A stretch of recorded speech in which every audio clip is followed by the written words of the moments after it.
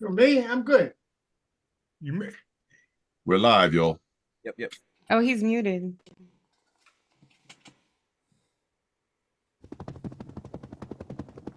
What's up, JT? All right, my man. All right.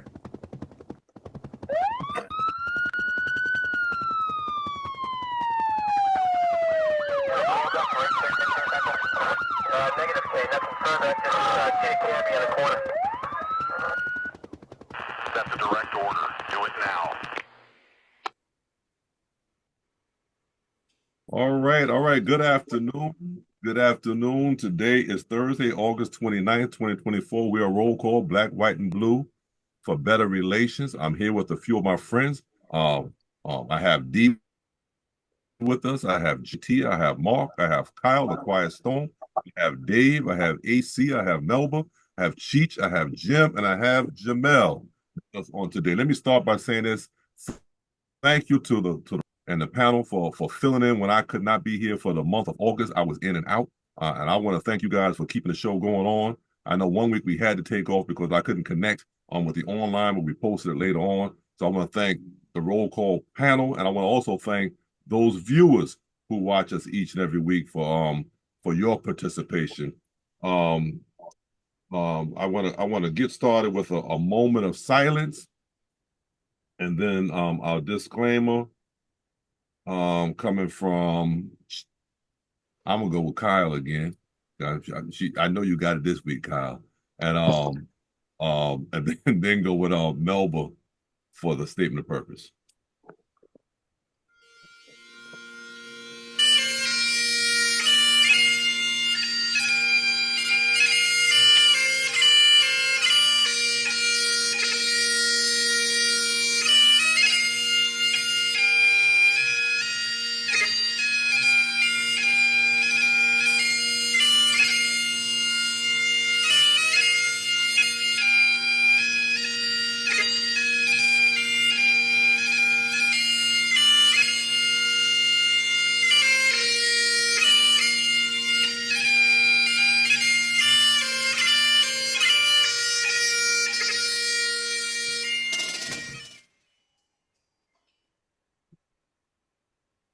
All right. We'll have Kyle give us our disclaimer.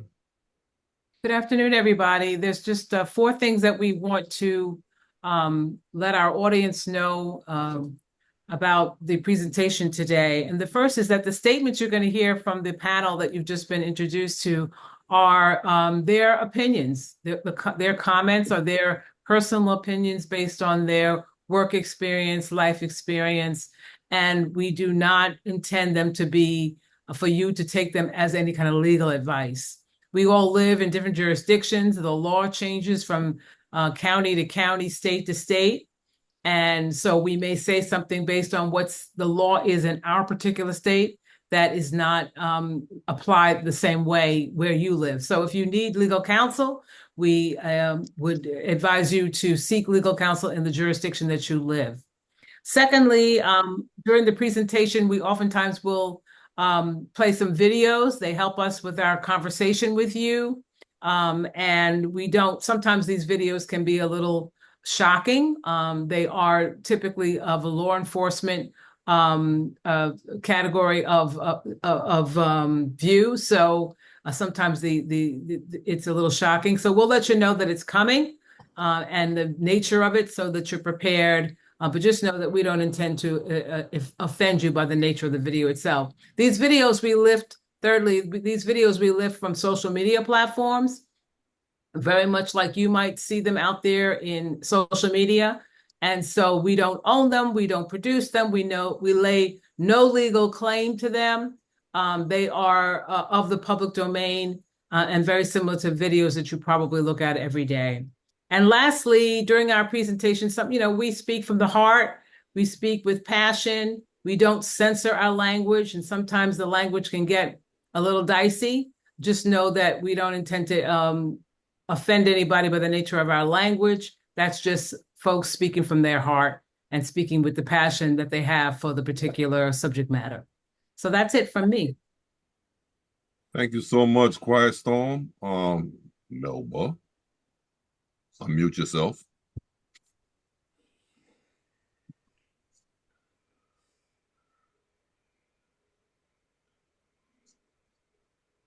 to figure it out. I got it. My screen was off kilter, so I'm like trying to figure out how to get the mouse going. But you guys know why we're here. Roll call, Black, White, and Blue for better relations. 4 basic tenets. We are pro-law enforcement.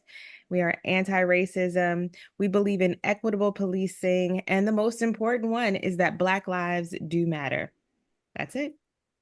All right. Thank you, Melba, for the statement of purpose.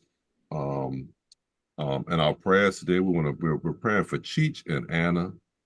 We know what Cheech is going through. We're praying for you, Cheech. We're praying for Tyrone and Ursula and his family. I know he's recovering, but we're still praying for him.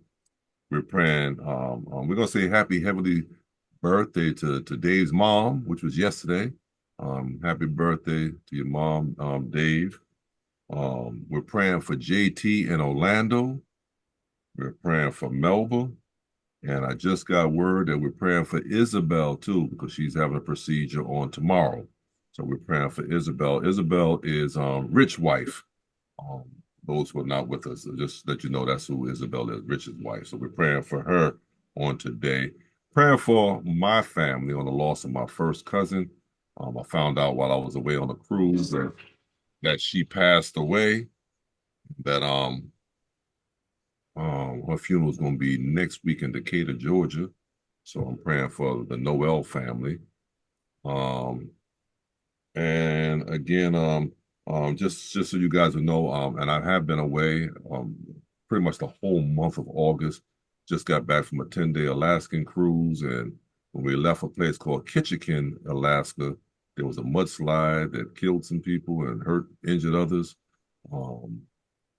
It was news that I didn't want to hear, but I was so glad I was away from there when the news came out. But we're praying for those who lost lives during that time as well. And thank you, Roll Call. You guys have really helped me out a lot. I still need to get someone to be able to catch it, make this connection. And Dee, I don't know if you can do if you can make this connection with this YouTube, but we can share there and get a greater audience as well. So that's where we are today. And I'm gonna. Anyone have anything before we move forward? I know Dee has been hosting us, and we thank Dee. You've been doing a great job. I don't know how you do on the road the way you do it, but you be making it work. You be making it work. And listen, we're praying for our kids. Oh, I see you, Mark. I'm sorry. We're praying for our kids. Our kids are starting school, and I'm praying that our kids are safe from all types of danger, especially gun violence in our schools. Mark, go ahead. Yeah, I just wanted to welcome you back, Don. We missed you. Good to have you back, and we're glad that you and your family are safe. Thank you so much. Thank you so much. And I've been sneaking into some of those chats with you guys, going through so much, and everyone's going through something. Everyone. And AC, we're still praying for your family too. I know your mother-in-law. Still praying for your mother-in-law as well. All right. Anyone with anything else? Come on. Well, we got this little time. Nobody? You see, Jack. Well, okay. Dee, you want to get us started? We let you you direct us with that. Okay. So our first video is gonna take us to Oakland, but I want to say welcome to Donald Coleman, Melissa Sutherland, and Pam Cherry. They're watching so far. If I missed anybody, please let me know. As soon as you come on, we're gonna try to welcome you and thank you for participating. So our first video is going to take us to Oakland, California. We're all aware of what's going on in the public with police and mistrust the police. And this is a byproduct of that. So let's take a look. This is Oakland, California. I got kidnapped and taken against my will. Been assaulted by a man, hit me 5 times in my face. Lawlessness, crime, police giving up, 38% increase in robberies, 23% increase in burglaries, and 44% increase in motor vehicle theft. In-N-Out made history by closing their first store in 75 years due to the rampant crime happening at their Oakland location. I've had my car stolen 2 or 3 times, broken into more than 10 times. Yeah. How are the cops out here? Do they help you if you ask for help? You call the cops, they don't come. Is that legal right there? What? Prostitution? Can't touch them. Things got worse and worse, and now it's just ridiculous. Many residents believe the police no longer have their back in the event of a crime, and they need new leadership to restore Oakland to the cultural capital it once was. Yeah, right now there's a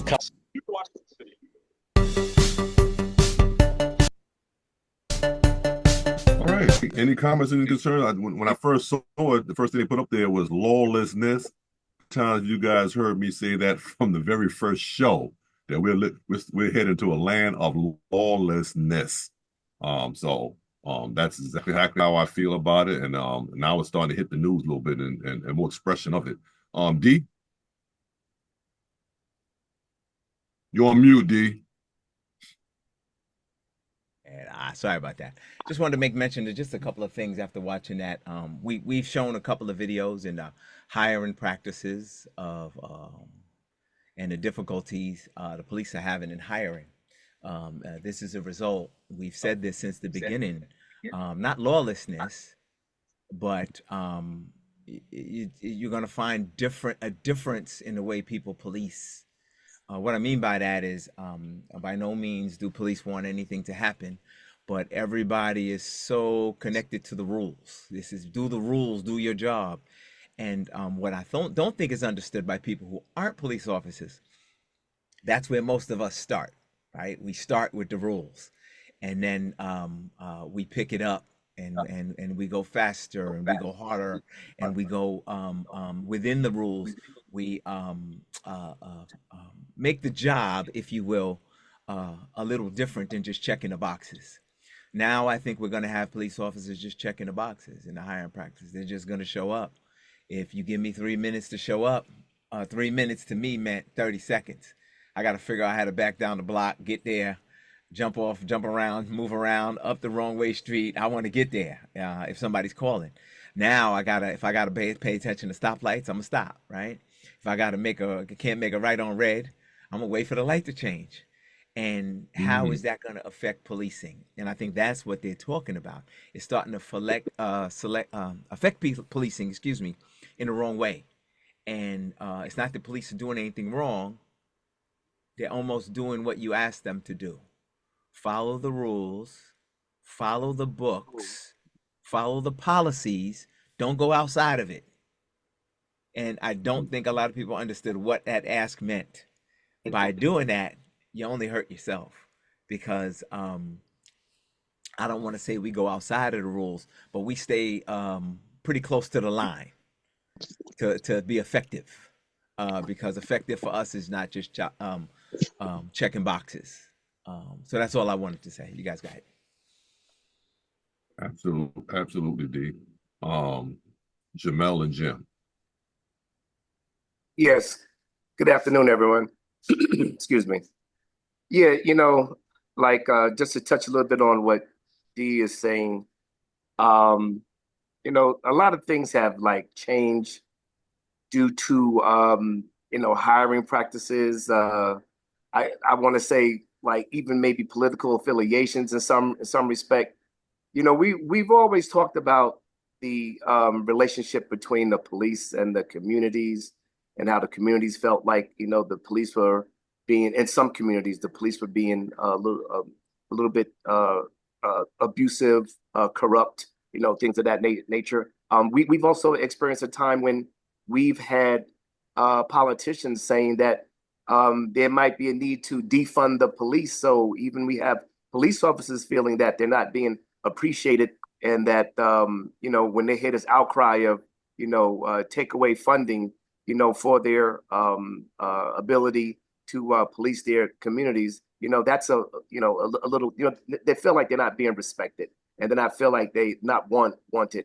Also, we've seen where we have police unions that support a particular party, and that particular party seems not to be a party that is liked by many of the people in certain communities. Like, for example, what I'm saying is that a lot of police unions are backing candidate Trump, and a lot of these locations that they police are heavily Democratic parties. So again, a lot has been happening, lately. And, for us to see where we have this spike in crime in certain neighborhoods, and we have the people in these communities feel that they're not getting the police response that a lot of these things are happening.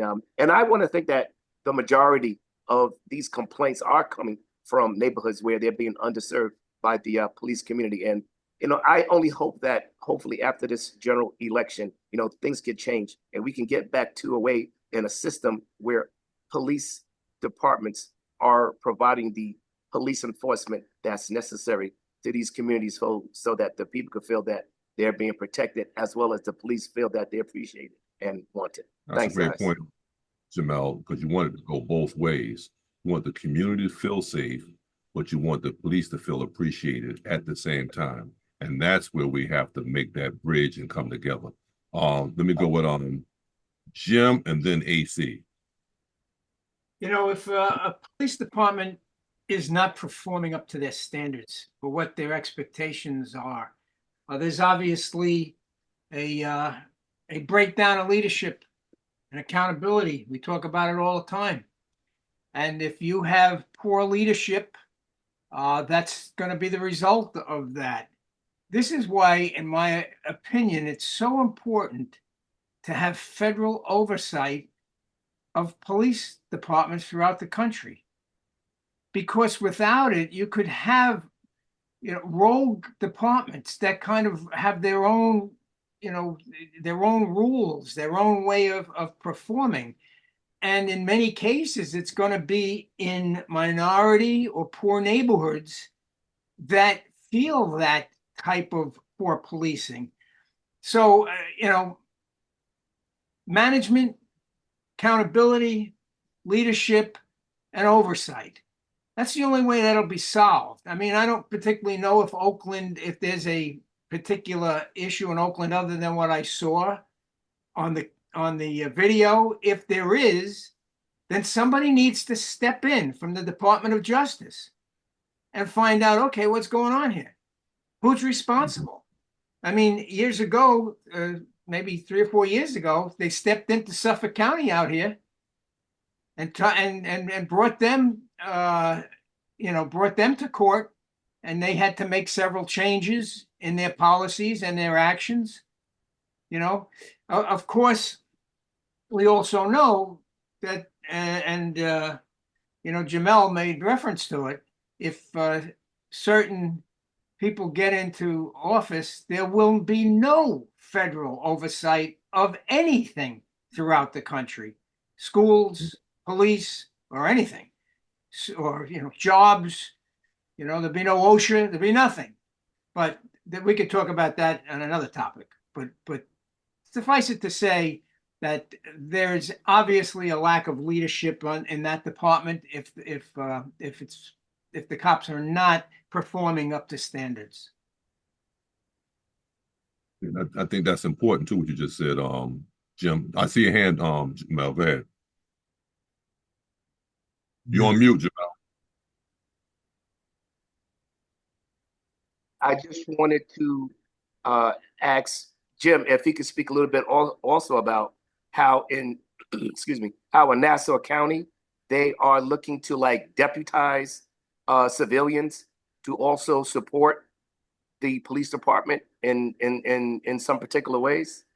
It's already been done. Nassau County they have done it already. Right. And it hasn't called them out yet. But the way it is now is that when that's the county executive, determines that there is a county emergency and he makes that determination, nobody else, he could call out this new militia or whatever you want to call them to perform police duties. And ironic, no PBA stood in their way. Just think of that. No police union stood in their way. Right.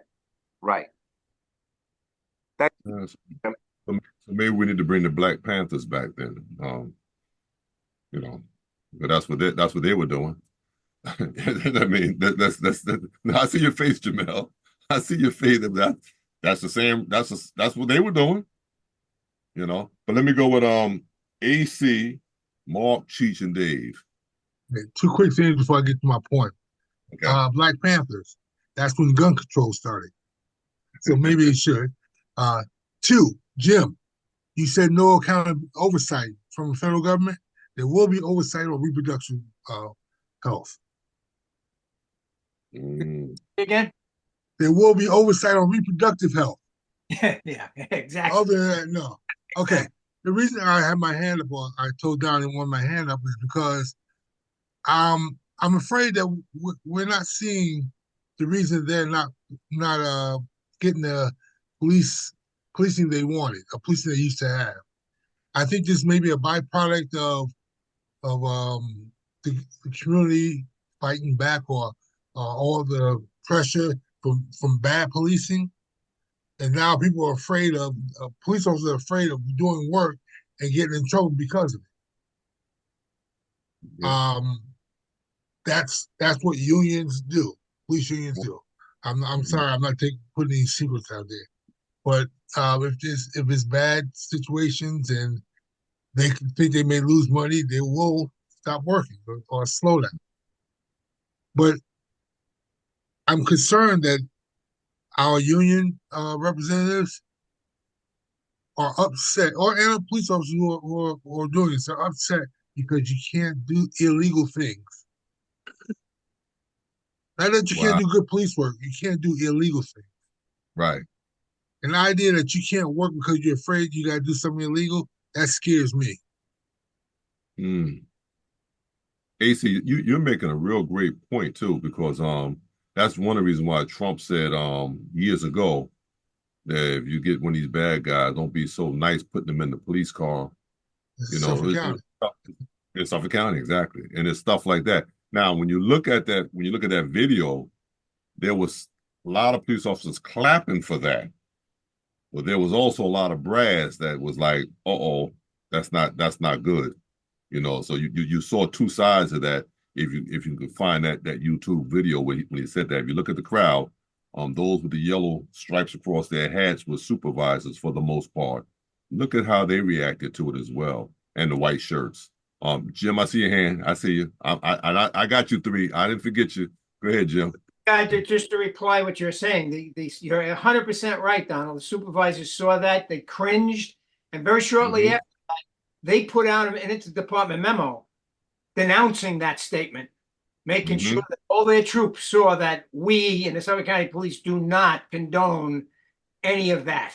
So yeah, you're right. They didn't like it at all. Yeah, I saw the brass. The brass was unhappy with that statement altogether. I'm not going to take. Let me go with Mark, and I got Cheech, Dave, Kyle, and Melba. Good afternoon, everybody. So I'm kind of looking at it from a more multi-headed monster that we're dealing with. Besides taking the liability protection away from the officers, we went over that a long time ago, and we said a lot of officers are going to step back and not do as much as they used to because they're afraid. And it's not always just the illegal stuff. It's the legal stuff, but it's the stuff that's going to cause conflict with the public. Like even Don always talked about, he was always on that one intersection issuing summonses, and people would get upset, stuff like that. So now without that comfort of knowing that, if something breaks out, I'm covered. Now Don doesn't have that. Don may say, you know what, I'm just going to park over here, keep an eye on what's going on, and I'm not going to enforce that. The other problem is manning. A lot of police departments are not getting enough people hired, and that's an issue. That's going to cause a problem.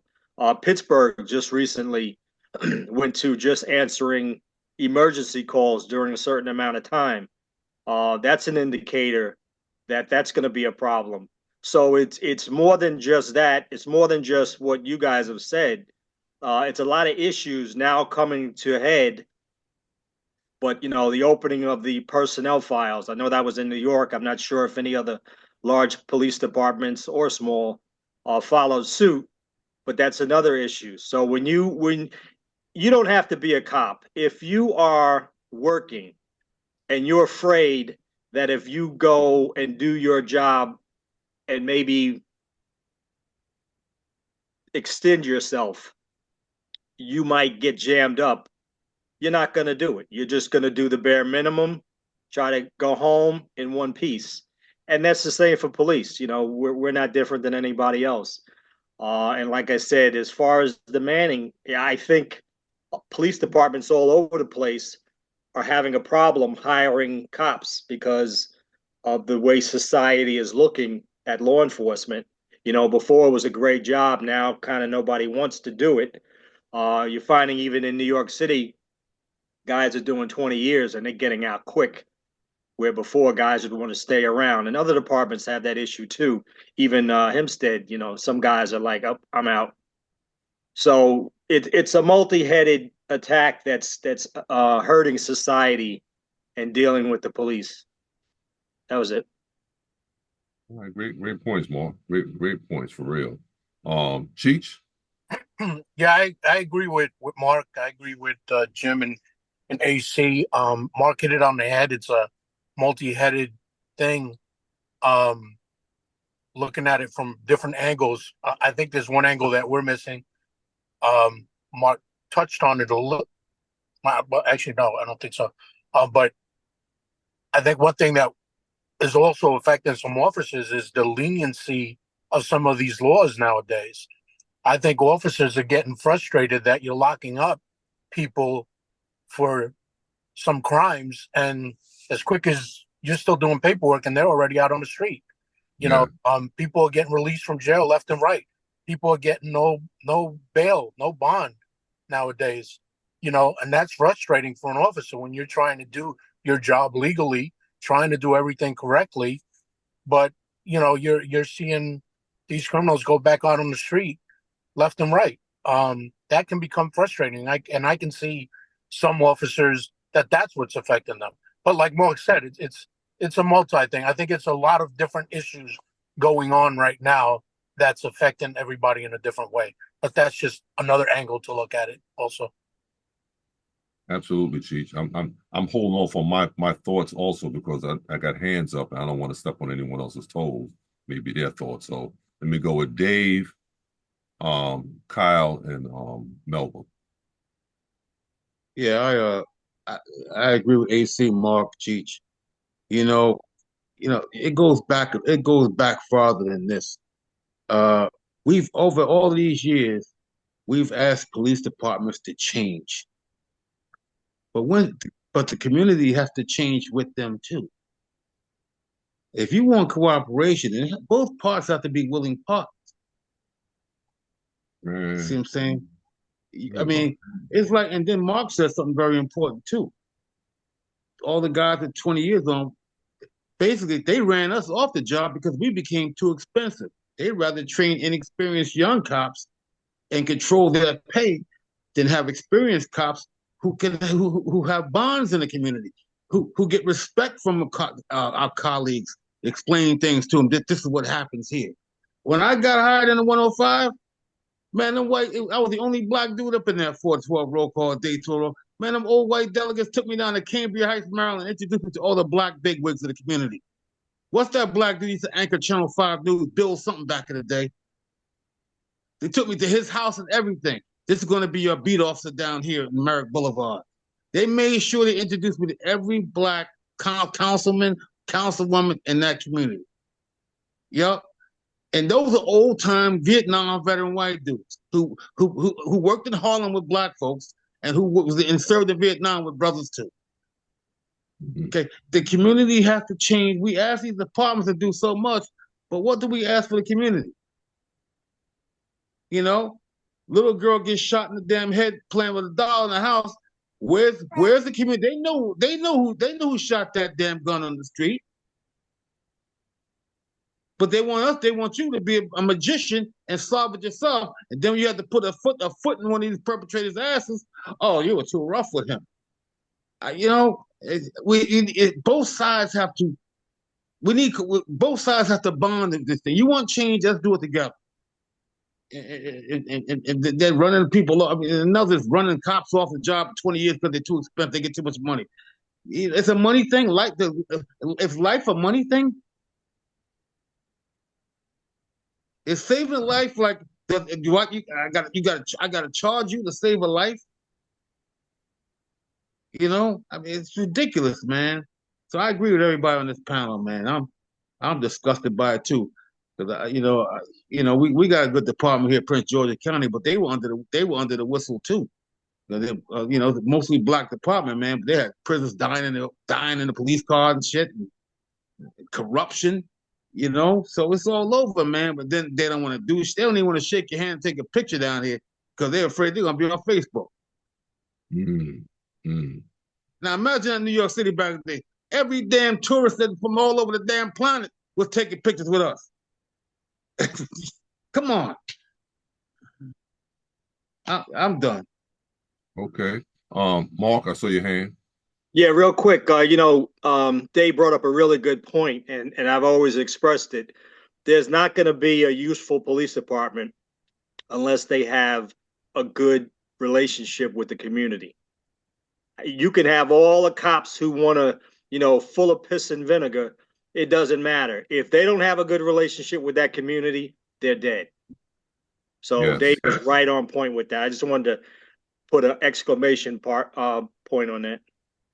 I'm glad you did, because we have civilians listening to us, and they need to know how important they are to good policing. So what you said was like really, really on point. I'm coming to you, Kyle, but I just want to read Will Quick's, unless someone had that in line already. But Will Quick says, the recruitment focus has changed dramatically. Used to be if you could teach an officer reasonable suspicion and probable cause, that was sufficient foundation for a lasting career. The demands for independent thinkers, de-escalators, and problem solvers outside enforcement actions are skills many folks in the profession don't possess. And the ones who do don't want to do this kind of work because of the threat component. I think that's what you guys were talking about already. Because you have, real quick, you have good cops that don't want to do it because of the backlash that can come behind it. Like Mark said, even when they're doing the right thing. Not just when they're doing the wrong thing, but even when they're doing the right thing. All right. So I think that's really important, and it's hurting both the community and the police. They both are hurting. Kyle. I have so many thoughts about all of this. My initial response to this video was one of suspicion, and it remains, for multiple reasons. I think my original suspicious mind is not really where I am now. I mean, Jim hit something on the head for me, and that is that about leadership, but I think it goes beyond the department. Why this would be okay for the city of Oakland in all of its government would be beyond me. This is not something that just started one week and, all of a sudden they're not responding and people are going crazy in the street and crime is everywhere. This is something that built over time. And it sounds to me like there isn't any accountability between the department and the rest of the city. Like, what's the mayor doing? What's their legislators doing about all this crime? And have they asked any of the hard questions as to what's going on in the department that we're in this space that we're in now? And I do think that there's something else going. We don't know. I don't know. Maybe it was in the video and I missed it about, are they negotiating some kind of contract? Are they in dispute about something internally? What has actually happened? There's so many questions that are raised from this report that on the street, I'm a victim of a crime, and this my car got stolen, this one got robbed, this burglary happened here, and all these things, and there's gun violence in the street, and things are in chaos. But the broader picture, there's a bigger picture here that we're not seeing, I think, from the report. So to me, I think that leadership is poor in the department, but what's happening is the mayor asking questions? Is the mayor's office asking these questions? Are the legislators asking these questions? What's happening there And then I'll say one other thing about Mark's point, who I think was Dave's point about the community coming and meeting the police. Week after week after week, we see videos wherein the police have taken a wrong step, and oftentimes it leads to someone's death. And the whole purpose, one of the mission of roll call is about better relations, right? So I think you have to ask the question, what do you do about it? How do you get there? And unless you're answering that question, I just think that you're just going to see more of the same. Yes, the community has to meet there has to be a meeting in the middle. But as far as the community is concerned, it is so one-sided against them that they're not walking across the street to meet you. There has to be some overture, some incentive, something has to happen on the police side to regain that trust, to earn the trust, and so that the community feels that they're okay, that the police are worthy. And I know that sounds harsh, but in their mind, I'm speaking from the community side, worthy of their trust, right? Not that the police are not, but the community doesn't see it that way. So there has to be something more that the police are doing. You're never going to bring the person back who died at the hands of a police officer. You're never going to get your stuff back, and the police never showed up when your house was burglarized, the people ransacking your house. All those things are done deals, right? But what are you going to do going further? What are you doing to make amends to the community? What are you doing? So to me, I hear you, and I don't disagree with you. I agree with you. It has to be safe. The police are going to need the community, and then obviously the community needs the police to protect and to serve and to be there when we need you. And it has to work together. But I think until we start working on that, what do we do about it? You're going to have more of the same. You show videos like this where people are getting robbed and stuff burglarized and beaten in the street, and there's gun violence, and police are not showing up. That does nothing for better relations. That just reinforces the community's mindset that the police are not there for us. They're not showing up. It may be a contract dispute. It may be some problem they're having with the mayor's office. It may be a very complicated set of factors that are causing this to come to fruition right now, so much so that the news thought it worthy of a story. We need to report on it. It may be as broad as all that, but I think that the burden is on the department, in my view, because if you want the community to work with you, if we are to build better trust, it has to come from those that broke the trust. And so to me, this video is it's multifaceted, and my mind went in 20 different directions, but I settled on this because this is supposedly the mission of roll call. And here we are talking about this, and what are the solutions? Where are the answers? How do we bridge that gap? How do we get the folks to meet us in the middle? Okay, Kyle, I think what you said is really important. And I see your hand, Jim. I'm coming right to you. And I was saying, who initiates this reconciliation between the police and the community? Your answer was the police, that you broke the trust. I agree with that. But that was my question. And then you said that. I was like, that is the answer. If you do that and start working, probably from, like, I think AC has a community policing with the community and the youth. Work from the youth on up. That means it's going to take some time to get it done because the youth are youth for a while. But start with the youth to where they can trust you. And then if they can trust you, and they see how you respond to police in an area, how you'll go up to police and say hello, maybe then the parent will go do the same thing or feel comfortable because of how you treat the child. I mean, it just keeps on going, but there has to be a solution to that. And I like what you said with The police need to initiate that, and they really do, because the community is too afraid to initiate it. That's one thing. Well, They're the community afraid to doesn't initiate. trust you. The community doesn't trust Right. you. So they're not going to Right. initiate. And as long as all of these incidents keep reinforcing that narrative that they have in their mind, that's not unjustified.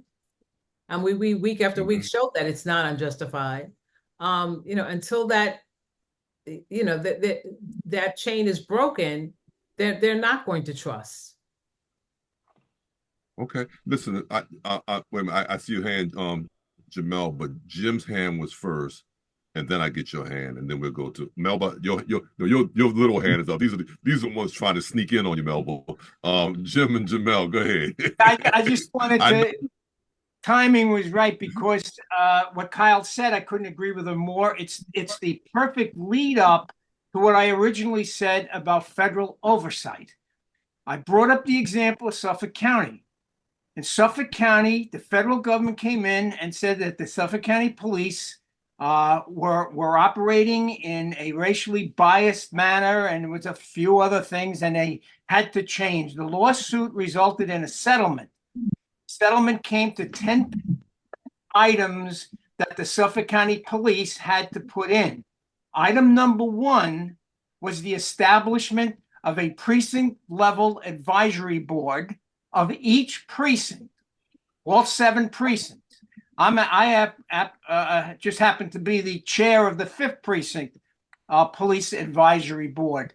And that board, the goals of that board is to take these problems that you're talking about between the community and the police and try to find a middle of the road and a way to make, as our motto is, to make the relations better. And that's what all 7 of these advisory boards do. And of course, there's a host of other things that they had to do as well. But listening to Kyle talk and Mark, you're absolutely right. The community and the police have to be brought together in order for this to be solved. But they're not going to be brought together by police leadership alone, or like Kyle said, what's the mayor doing? Sitting on his or her hands? Right. So yes, you need the feds to come in. The feds have no horse in the race. They're in Washington, D.C. This is Oakland. So you don't have that political problem that festers when you try to do something locally. So anyway, once again, I just think that federal oversight is important. Before I go to you, let me just read Tracy Phillips' comment, okay? And then I'm gonna go to you. Tracy Phillips says, there are bad apples in every professional bunch. It is not the responsibility of every law enforcement officer to make amends for a few bad apples. If so, the entire community is responsible for making amends for each of the criminals in the community. I'm gonna let you guys attack that, but let me go to, I see you, Melba, because you are definitely next, Melba. You're next. Yeah, ready? So I'm kind of like Kyle. Like, I have so many different thoughts going through my head. First of all, I think what everybody seems to agree upon is that what has been lacking is the serve part of the community, right? So everybody's describing in the different ways and different manners, but there seems to be this, I'm going to call it entitlement of law enforcement, right? That you're going to come in, you're going to deal with the law, you're going to handle those people, you're going to pull out those criminals, but you're not doing the service aspect of dealing with the community. And the service aspect of dealing with the community are all these other things that everybody has discussed, right? This having a discourse and dialogue between the community and police, having a relationship with community and police. I'm going to say that I disagree with Tracy, right? In regards that it's not the the statement that it's not the responsibility of every LEO to make amends for a few bad apples. It is, right? Mm-hmm. Right. Because you are also representative of what law enforcement should be. when you're in uniform, whether you're in plain clothes, how you speak to the people in the community is what they remember. And if they only remember their interactions with those bad actors, right?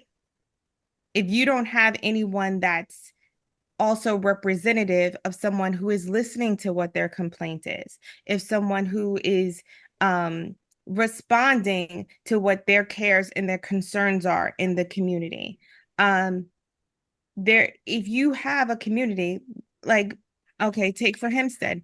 All of us have worked in that worked in Hempstead because that's a microcosm of a bigger picture that may have been Oakland, but your job is that much easier or is that much more satisfactory when you do have people in the community that back you up, right? When you are there and you're just trying to do your job, and you may get blowback from some people because some people just don't want to hear anything that is contradictory to what they want to do. And when you have somebody that's like, nah, chill, man, she's trying to help you out, or he's trying to help you out, but you're making this harder. And that makes the community tighter and more interwoven. And AC, community policing, absolutely right. You start with the kids.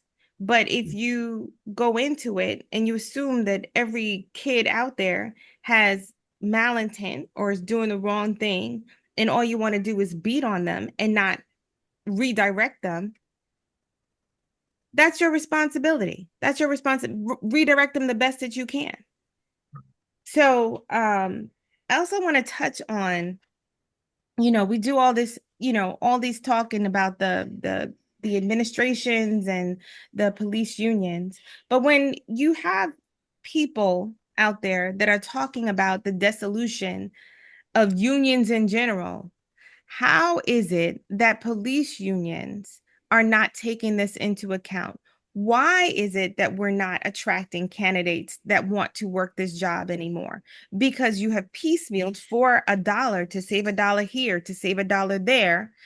You have shrunk the pool of people that are willing to put their life on the line every single day to do this job for $1.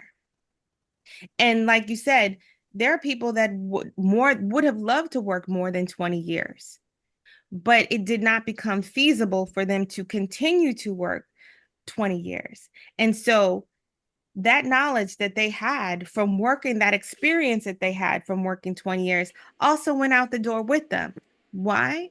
Because they were frustrated with not the community, but the system and the red tape of the work environment that made it, why bother? Why am I going to put myself out here and continue? Let me just take what I can, because it seems like the longer I stay, the less benefit it is for me. So they are creating this whole, it's becoming a cycle. You're getting less qualified candidates or poor qualified candidates because you're not pouring into them. You cannot pour from an empty cup and expect to get the best results. All right, Melba. I know I have Mark and JT, but let me just go right back to Donald Coleman real quick, and then Tracy's response also. Back in the days in the 50s, growing up, as a young kid growing up in Hempstead, I had a great relationship with Officer Daly, who was my crossing guard, Chief Scott, my ping pong advisory, I don't know what that was, and Officer Gene Williams, who I like. Butler introduced me to a lot of the new officers, which I always tried to introduce the officers to the community. Whenever I had to train someone, I always tried to introduce them to the community and for the community to know them and for them to know each other. I see the hands. I see the hands. You can keep them up because I'm reading and got to go back. Tracy says a good law enforcement officer is a good representative. That is each one's own responsibility. Not to apologize, bad ones. And just so you know, Tracy, that was me. Roll calls is me for the most part.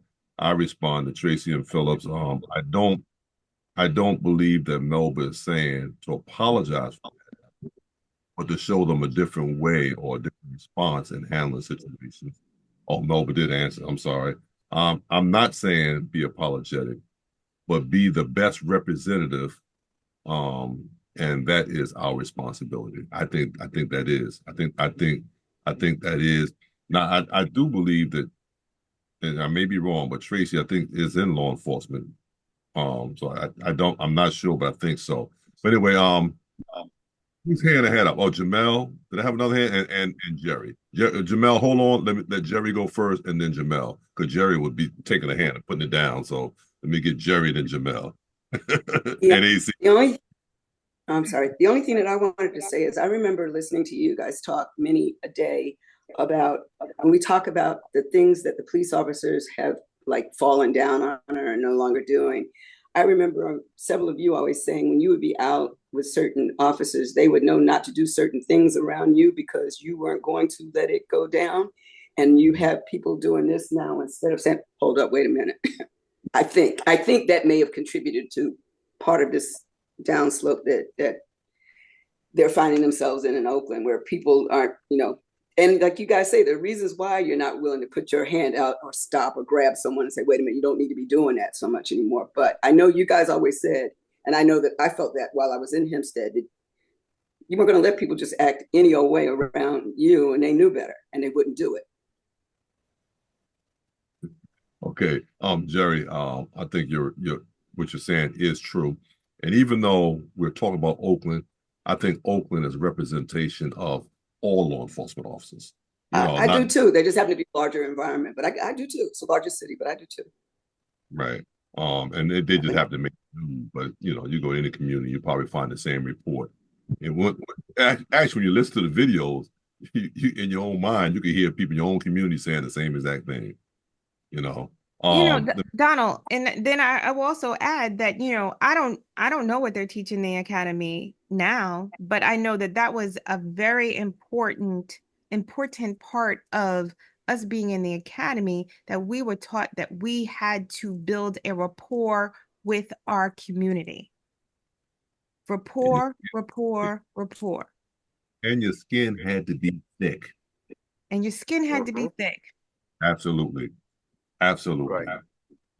Jamil and AC, and I got you, Mark. I got you, JT. I did not forget you. Jamil, AC, go ahead. Excuse me. One night out of the year, like Melba was saying, we have to establish a rapport with the community. We have to have a event where the law enforcement gets together with the community to show that they care, that they are part of the fabric of the community. They want to be partners in that community. And of course, I'm talking about National Night Out, which we just had August 6th. Now, I don't have any stats on how many law enforcement jurisdictions participate in National Night Out, but it's an event that occurs throughout the nation. And like I said, it's an event where the local law enforcement establishes a rapport with the community for that day. So they come together. They'll have games. They'll have food. They'll have fun. But when we hear about defunding the police, hey, listen. I guess if I was a police department in somewhere USA, and I felt that the community didn't appreciate my presence there, well, if they're going to defund me, well, the first thing I'm going to scrap is National Night Out.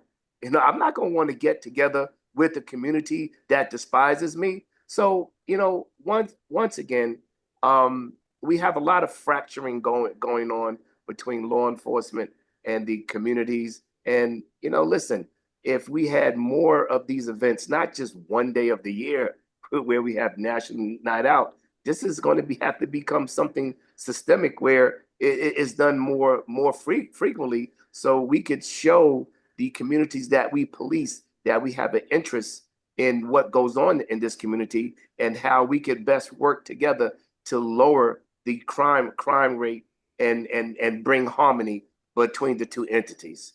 Thank you, Don. Wait, can I just Jamel, add on to that, Jamel? I'm gonna get you real quick, Melba. Jamel, I just Okay. want to say that just one point. Uh-huh. That what you just stated, Jamel, is like dating a girl one time and then marrying her. No, you have to date her a few times before you get to know her to want to marry her.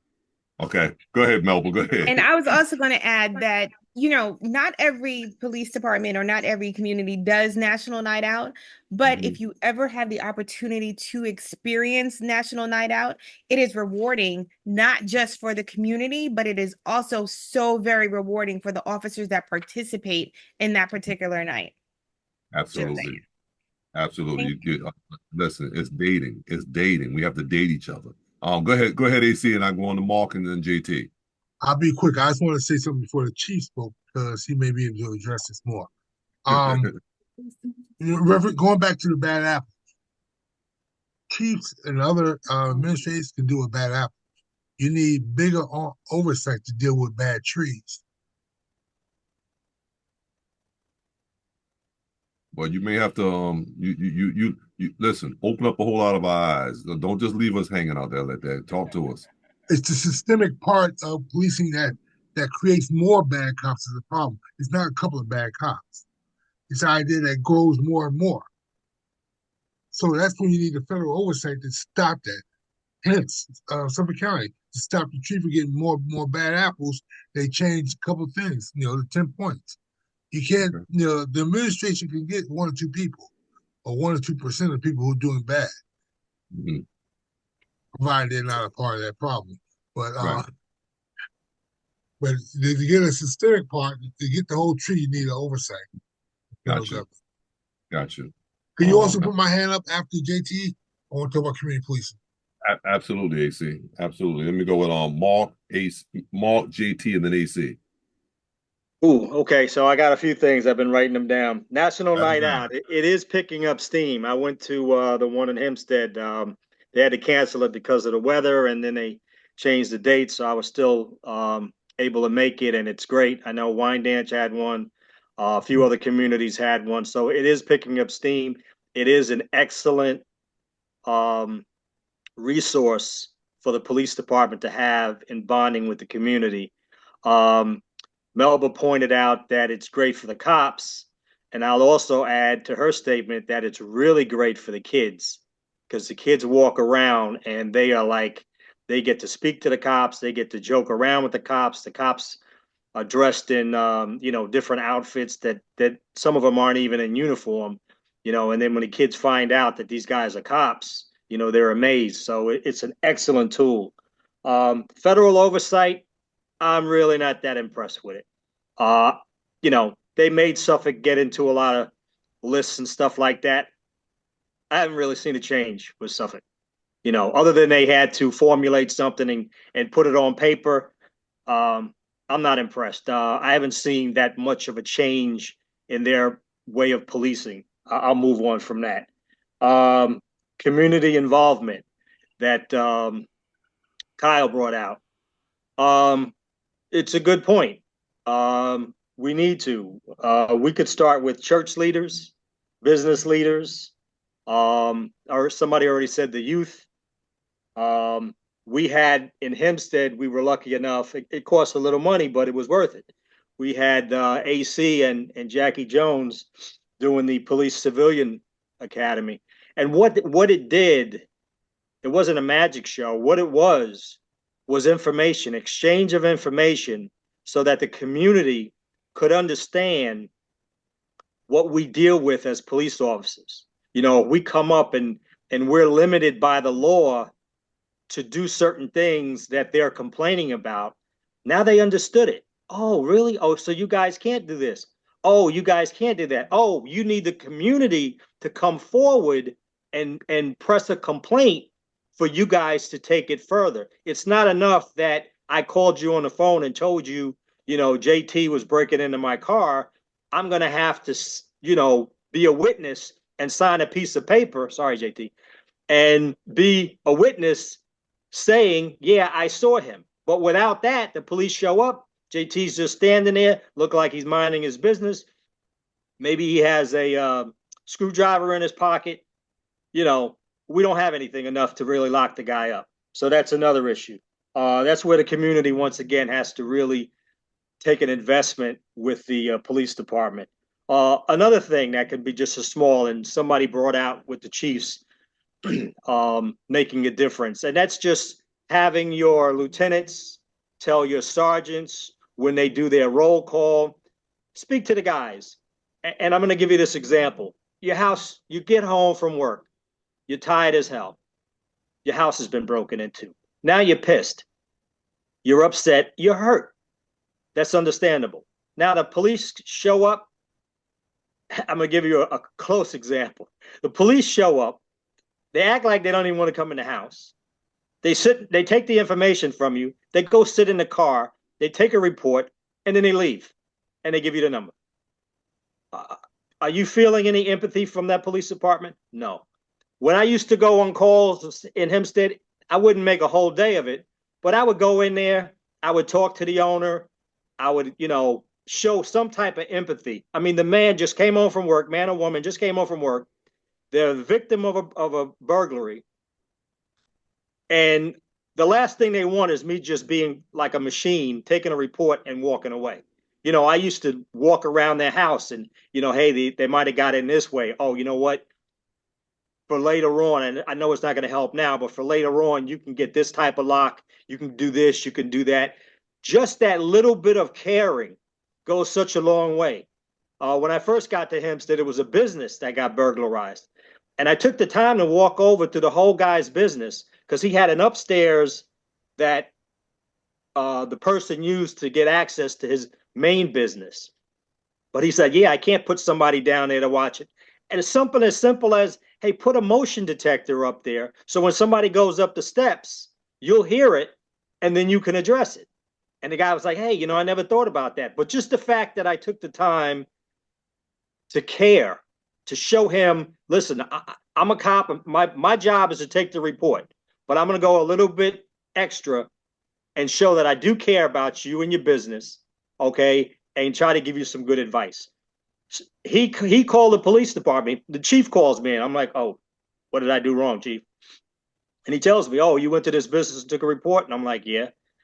And then he tells me, oh, you did a great job, blah, blah, blah, blah, blah, blah. So something that I didn't expect, but I just did this out of the kindness of my heart, because if I was that business owner or homeowner, I would want the police to treat me that way. So exchange of information, education, and having the officers show a little bit of empathy. Donald was a big ticket writer, and he, like me, would be like, you know what? How do you lessen the blow? If I decide to give you a ticket, or he decided to give you a ticket, and he was very similar to me, I would tell you, hey, listen, I can cite you. You'll smile at this, D, because you did the same thing. I can cite you for 4 or 5 things. I'm only going to cite you for the thing that I observed that brought my attention to you. And if you treated me like a gentleman, I treated you like a gentleman. I'm only going to write you for this, but I could write you for these 4 other things. So now you're like, hey, I got a ticket, but you know what? Jackass only gave me 1 instead of 4. Hey, I'll take that. I'll take that every day. What'd you say, Mark? Jack what? Rabbit. Yeah, that's it. Jack Donkey. I didn't see Camp down there giving me the evil eye. Sorry, Reverend Camp. Sorry, Reverend. Go ahead, JT, you're up, man. Yeah, good afternoon, everybody. A lot of stuff went over that I wrote down, but Melba, you said something about we should start with the kids as far as discipline, whatever. I think you should start with the parents, because the parents raise the kids. Kids don't know nothing until you come out of your parents, and your parents tell you what to do and what not to do. So if you get the parents on the right track, they will get the kids on the right track. That's my opinion. And as far as the national night out meetings, you got the community who don't trust the police, right? and the police who really don't trust the community. So you got Mike Tyson and George Foreman fighting. You're not going to get much out of that. If you're going to have one of these meetings, the mayor should be there. You ask anybody in the community, who's the chief of police? They're going to say, it was Tom Scott, but I don't know who it is now. Who the mayor? They know who the mayor is because they had to vote for him. Or not vote for him, but though he was running. Mm-hmm. So therefore, you got two people, community and the police, who going to argue all night, get the coffee and go. Their questions are not for the police because they don't like the police. Police going to give them a bad answer. Have the mayor there every night. Don't have a meeting without the mayor. That's who they want, who's responsible for the police. That's how I feel again. What if the chief is a bad apple? Uh-oh. Chief put his hand up. Where you at? I don't hear nobody. What if the chief is the bad apple we're talking about in the department? We'll talk about it when you finish your points. You know, we'll unless you want us to start interrupting you. You've been doing it all night. All right, then let me start. I wrote something my down. arm broke. I can't hold my hand up. Come on. Let me say, I wrote something down that you said was totally incorrect. So but I didn't interrupt you. I want you to finish first. Melba did not say start with the she said start with the kids, not in regards to discipline. She said that in regards to relationships, not discipline. And what building you think, community. That's where you start with your kids. And it's the same thing I said. That's why I knew you got a bad 16-year-old. He don't like cops. Why doesn't he like cops? Because his mother was arrested. Well, how did he see you treat his mother while arresting her? Was she treated with dignity? Probably not. You know how women are when they get arrested for shoplifting.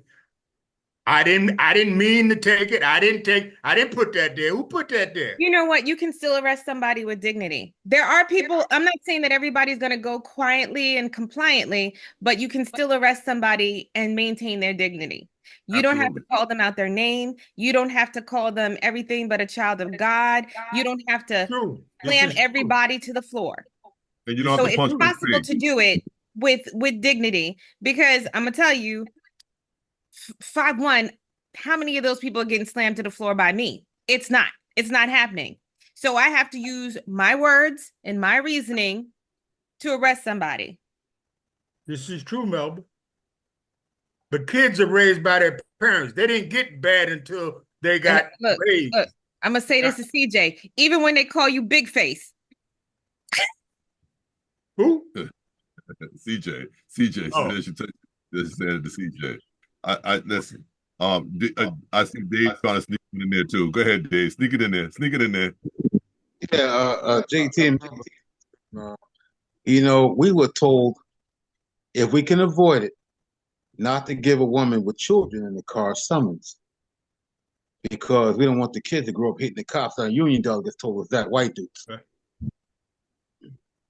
You know what I mean? Your mommy crying, getting the damn summons, and they like 6 and 7. Like, wait a minute, why my mommy crying? What the hell he got on that paper? You know, we were told if you can avoid it, don't give women. I don't give a damn what color they are. Don't give them no summons with kids in that car. The kids are gonna grow up hating the cops. Right. True. I do have a list, AC, and you are after JT. Do you want to skip? I mean, hold on to your spot. No, yeah, I should be next, right? You will be next. You will definitely be next. But there was some other hands up. Who do I have up there? I had oh, I got the hands up. Don't worry about it. All right, Dave. So let me go with AC, Mark, and Jim. Okay. Hold on 1 second. Cheryl, were you trying to put your hand up? Because I saw your hands all over the place. No. My meter is going off and it's ringing on the phone, so I'm trying to just swipe it. That's all. Okay. All right. AC, Mark, and Jim. All right. In reference to community policing, or National Night Out. First of all, the mayor was there. Saw Mark over there. Every night or just that night? No, National Night, that one event. One night. That the mayor was there, and it should be there at everyone's. Exactly. I agree with you, but I kind of, Jamel, I think we're selling ourselves too short to say only National Night Out. National Night Out is that's supposed to be like that's supposed to be when everybody regenerates. And that can't be the only practice you have for dealing with joining the community with the police. That's I hate this revival. That's revival. But just after revival, you still gotta go out there and work. You should be working all the way up until that day. The goal of community policing is not just to smile, shake hands with people, and play basketball. It's to get information from the community, give information to the community, find out what they think is wrong, what their problems are, and allocate resources to solve their problems.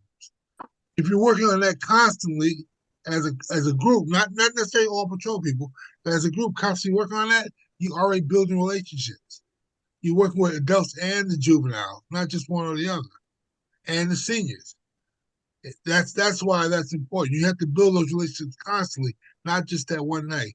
But that one night it's grown so big. I was very proud of him. Said when I saw that. I remember when we started with no budget at all. It went from that to it had to be about 70 officers there, 60, 70 officers there. August. Why not once a month?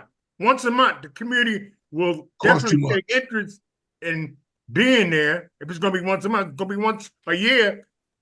If I had to work, I didn't make it. How about 3 times a year? How many? 3 times a year. No, once a month. It's too often. But that's supposed to be revival. That's not supposed to be your only plan. That's just hey, you did a good job and shit. We're looking to do more next year. Let's build ourselves.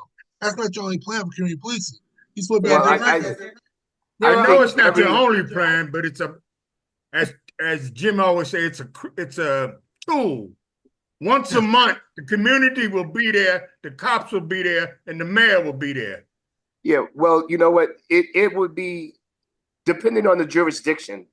I mean, that is what's going to dictate how often these meetings should be. So in some communities, it may need to be like once a month. Others maybe once every season. Winter, spring, summer, fall. Every 3 months.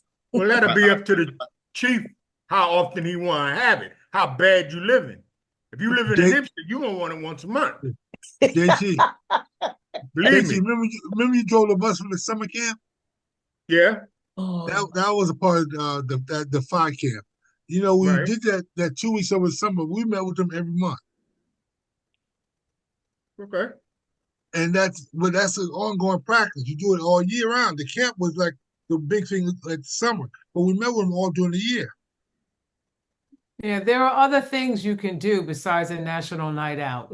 That's very, that's so narrow. There are things that you can do throughout the year that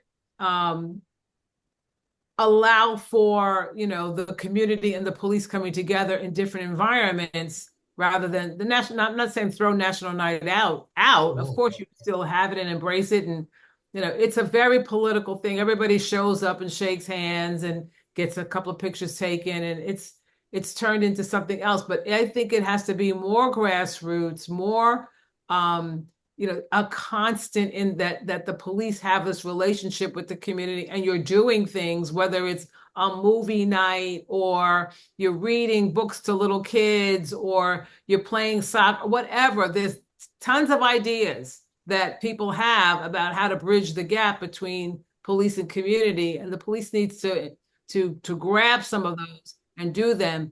National Night Out is just a little drop in the bucket. I want to say this real quick, Donald, while Kyle is right there, because I'm not sure if you guys remember Miss Miles. She was the school crossing guard at Jackson and right there at Terrace Atlantic. Jack, she used to take her kids that she crossed the school. She used to take from her own little pocket of money, about 10 to 12 kids to the movies, roller skating, because she used to roller skate. So she was a school crossing guard, and I don't know if you guys know that they make barely bare minimal salary, but she would take those kids with her salary roller skating into the movies. Okay. Listen, I know we went out there a little far. And I still got two hands up, even though Jim took us down. I got Mark and Jim. I want them to get their points in real quick. Kyle said it's time to move on. No.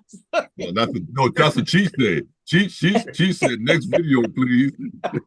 She said that a half an hour ago. Okay. Mark. Yeah, so sorry this took so long, but it is a very important topic. Police in the community, we have to bond, we have to be together. Kyle brought up an excellent thing. It was exactly what I was going to say, which was National Night Out is good as it is. It's too expensive to do every month. But there's so many other things that can bring the community together with the police. So we have to think outside the box and do other things. And maybe you won't have every officer. Maybe you'll just have maybe one or two officers going and doing other things. I don't care if it's knocking at the door at a community where they're having a lot of crime and knocking on the doors and speaking to the people and find out what their needs are. And it's not going to be costly, but it'll be very effective. Anytime you arrest mom and dad, I don't care if you were giving them candy, the kids are going to be upset. So that's just something we have to deal with. That's the unfortunate part of police work. So you can, treat that woman or treat that father, okay, as gingerly as you want. The kids are still going to be impacted by it. You just can't help it. One last thing, JT, you were raised by your parents and the people in your community, Abraham Lincoln, stuff like that. But unfortunately, today's kids are raised by the internet, social media, their peers. The parents don't have the same control that they had when we were growing up. You mean there's a parent that can't pull a plug out of a fucking computer? Try it. You look in the news and you'll see where kids have wrecked the house because the parents have taken away their electronics. It's that serious. Who gave them the electronics? It doesn't matter. It doesn't matter. The parents started it. I'm just telling you though. They gave them the electronics to be like that. But you know what also, JT, that you don't understand? If you take the electronics away, you're also handicapping your kids because all their peers are learning how to work on computers, how to do this, how to do that. So it's a fine line between controlling that child and he's always going to get access no matter what. They go to school, they go to the library, they get with their friends. Trust me, you can't stop it, but you can't always take it away as easy as you think because they have to have access to that stuff. Even when they go to school, most of the stuff is done on computers. The school gives them computers. And those kids are smart enough to know how to get to where they want to get on those same computers. They can put I know that. I know this. On them and all that other stuff. I give you a real quick example, and I had to laugh. So my computer upstairs, I had my little guy. I took away the keyboard and I took away the mouse. Figure he can't get on. He got on by downloading a keyboard to his phone.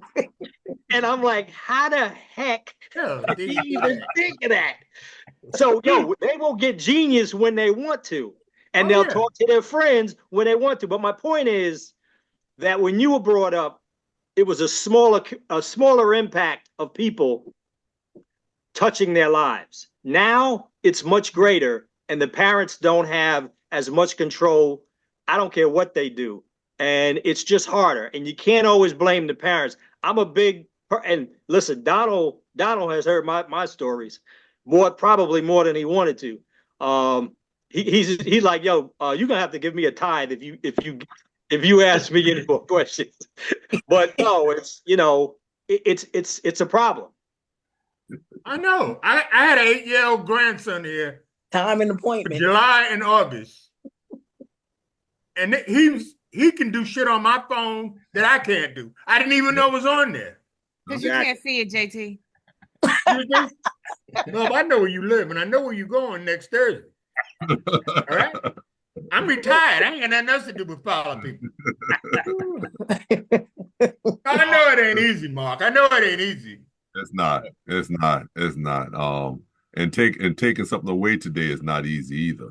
Even as being a parent, it's just not that easy because of the peer pressure that the kids do have. So it's a hard time to raise a child. Let me just put it like that. Even when I think about it now, I'm just saying that I'm glad that I raised mine when I raised mine, because it's a different time.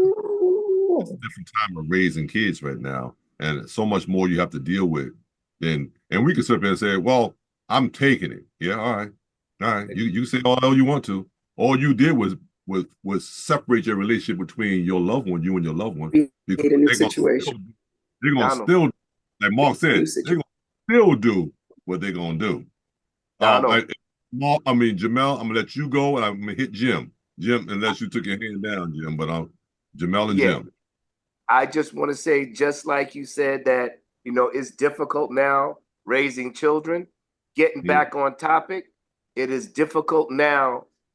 People being police officers and policing communities. Oh yeah, it is just extremely difficult now. And I really take my hat off to the men and women that are out there trying to do their best they can to make a difference inside these communities. But it's not like it was 20 years ago, man. Not at all. No, you're right. You're right. You're 100% correct in what you just stated. It's hard. I don't even know if I knew how to be a police officer today. And the reason why I say that is because, listen, y'all, I'm just being honest. If I need you to do something, you were doing it. I mean, I wasn't going to be sitting right here begging you to move off the block and to stop. I was getting you off the block. Whether I had to grab you by your shoulder and push you off the block, I was getting you off the block because it was what we had to do. We had the community that was calling, and you got 10 people in front of my house and they're throwing dice. You're going to have to break this dice game up. That's it. I mean, the game is over. Now I've done some other things like and I said, I would say, listen, I don't need to see you. Go someplace where I can't see you. I honestly would do that. Be like, listen, I don't feel like harassing you either, but I don't need to see you, and I don't need the community looking at you doing what you're doing. Go someplace else and do it. Right? You'll see 10 people walking down the block, going someplace else because they knew they couldn't do it there. Did I stop what they were doing? No. But what I did was move it to where they the only ones that saw what they were doing. And I'll say something later on about that. Whose hand did I have up? I had a hand up, didn't I? Jim. Just real quick. I just wanted to defend my position on federal oversight, and I won't go into it deep, but there's more to federal oversight than public relations. I mean, not having federal oversight of police department, in my opinion, is one of the most dangerous things that could happen in this country. I'll leave it there. I'll just leave it. Well, you don't really have to leave it there, Jim, because we're almost at the end of our time anyway. But don't you know that is what Al Sharpton and a lot of the Black leadership right now is fighting for? They want oversight. That came out of the civil rights movement, site and the need for it. I mean, we only picture our local police and we kind of make all our judgments based on that. You still have, Klansmen running police departments in some areas of the South, and you don't have federal oversight. They're going to be hangings again. Is that important? Now, there is a community relations portion of it too, to make sure police departments are acting in a certain responsible way. It's a big picture. Without federal oversight, in my opinion, it's going to be wide open policing. Jim, can you just repeat that for 1 second? Because I need you to go back on that issue where you said that about lynchings and hangings, because so many of the injustices that were done in so many communities, the police department was participants in. And without federal oversight, what is stopping them from doing that again? No, Who and said they're not?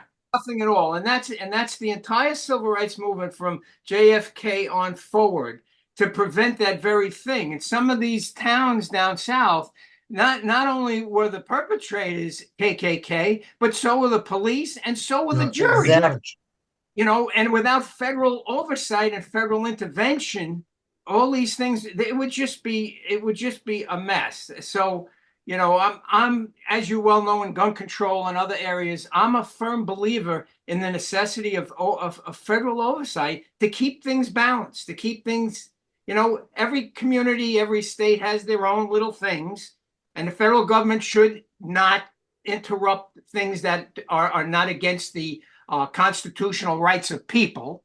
You know, I'm okay with that. But once it starts to get to the imbalance of the constitutional rights of individuals, the feds have to step in. They have to have that oversight. All right, I was going to try to answer for Mark, but Mark has raised his own hand. Go ahead, Mark. Yeah, you know, maybe what I said was taken out of context. I do believe in federal oversight, Jim. I'm just not always impressed at their involvement or their double checking to make sure that the list you put together is being followed. So it's the follow through. Yeah, we need the federal oversight, but without the follow through, you have nothing. Well, Mark, let me just say, in the Suffolk's case, what you have here is the federal lawsuit. That was the oversight, and then a judge issuing those 10 proclamations. That now it's in the hands of the courts. If Suffolk County doesn't abide by that settlement list, that's a judge is going to take them to task. It's beyond the federal government oversight at that point. So the feds do their part. They come in, they issue a court suit against the department. Then it's in the hands of the judge. No, I'll just leave it at this, Jim. If you have a list of those 10 items, just look at them, talk to a community of color, and see how many of those items are actually being followed. I don't disagree, Mark. I don't disagree, Okay. but it's County, it's early. It just started 3 months. If you ask No, me, no, they were doing that even when I was still working. Suffolk got jammed up, and they had the feds coming in and looking at their stuff. That may be. I'm just talking about this latest settlement, this latest court settlement.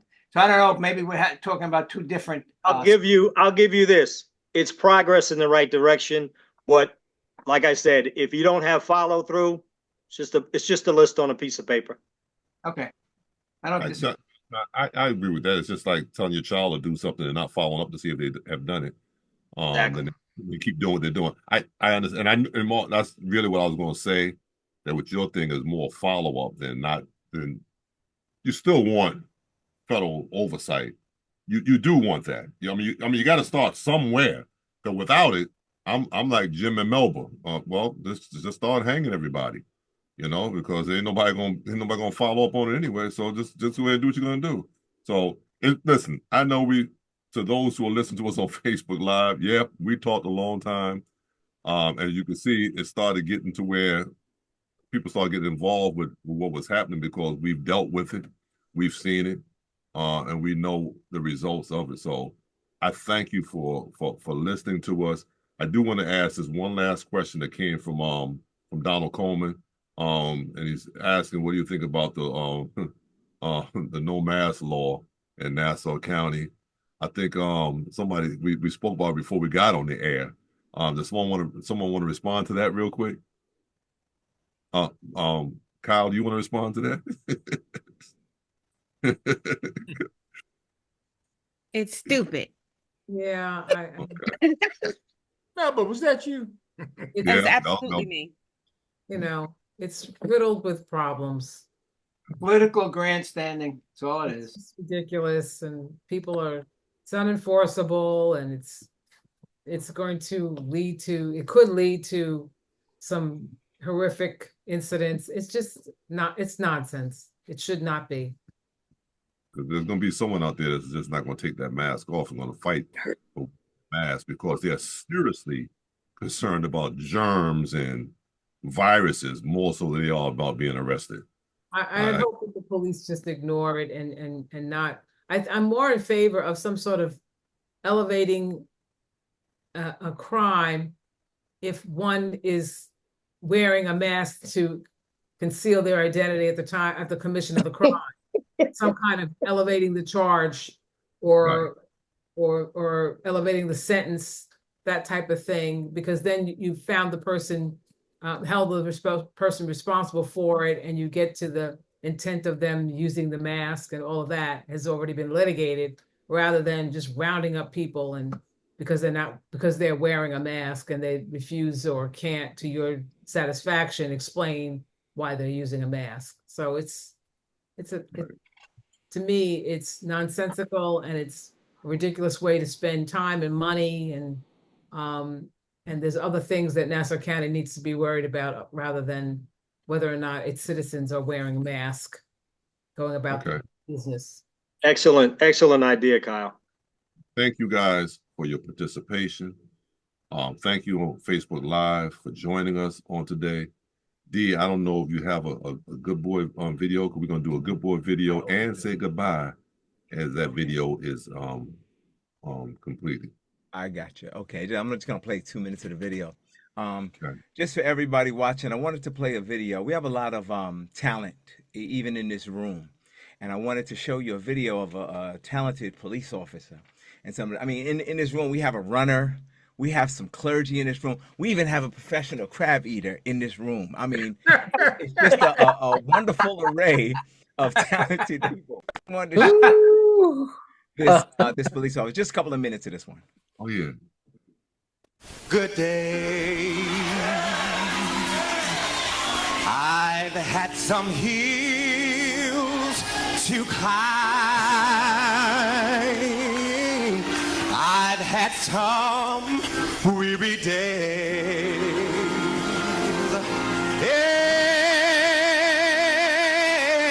And some sleepless nights.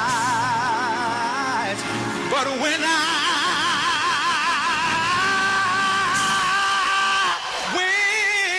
look around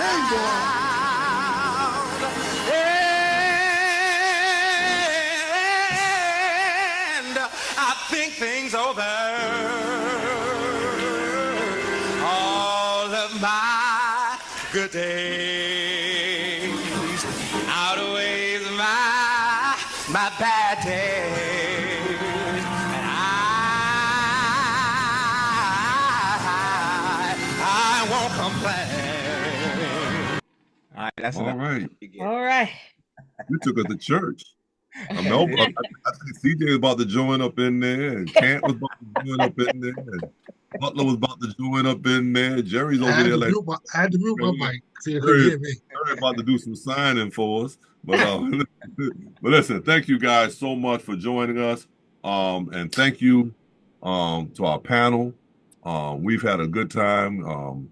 I feel great being back with you guys, because I've been out for a while, just getting on and getting off. But I was able to sit here the whole time. I had a good time with each and every one of you. Keep praying for each other. Keep praying for Cheech, Ty, JT, Melba, AC, and my family that I'll have to run and do a eulogy on next week. But God bless you. God keep you is our prayer. Let us pray. God, our Father, we thank you again for allowing us to come together. We thank you for each and every person that thought not robbery to be with us. We thank you for those who are on Facebook Live. We pray now to God you will keep us more